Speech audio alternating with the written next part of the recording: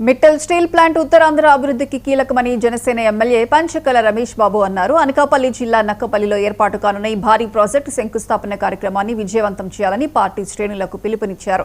CM Chandrababu Naidu, deputy CM Pawan కళ్యాణ్తో పాటు కేంద్ర మంత్రులు భూమి పూజలో పాల్గొనున్నట్లు తెలిపారు. ఈ ప్రాజెక్టు ద్వారా వేలాది మందికి ఉపాధి అవకాశాలు కలుగుతాయని, ప్రాంతీయ అభివృద్ధికి దోహదపడుతోందని ఎమ్మెల్యే పేర్కొన్నారు. పరిశ్రమల ద్వారా యువతకు విస్తృతంగా ఉద్యోగాలు కల్పించడం ప్రభుత్వ లక్ష్యమని స్పష్టం చేశారు.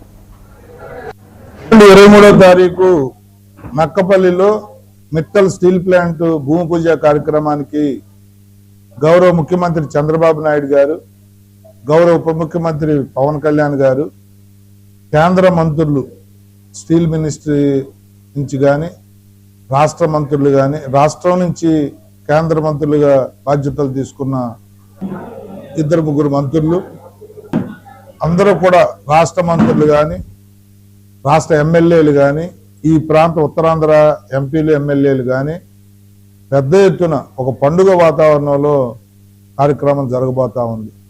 ఎందుకంటే దేశ చరిత్రలోనే, ముఖ్యంగా రాష్ట్ర చరిత్రలో అతిపెద్ద స్టీల్ ప్లాంట్, 1,60,00,000 పెట్టుబడితో, ఫస్ట్ పేజ్ 80 లక్షలు, 8 లక్షల కోట్లు పెట్టుబడితో చంద్రబాబు నాయుడు గారు ఫౌండేషన్ స్టోన్ వేయబోతా ఉన్నారు.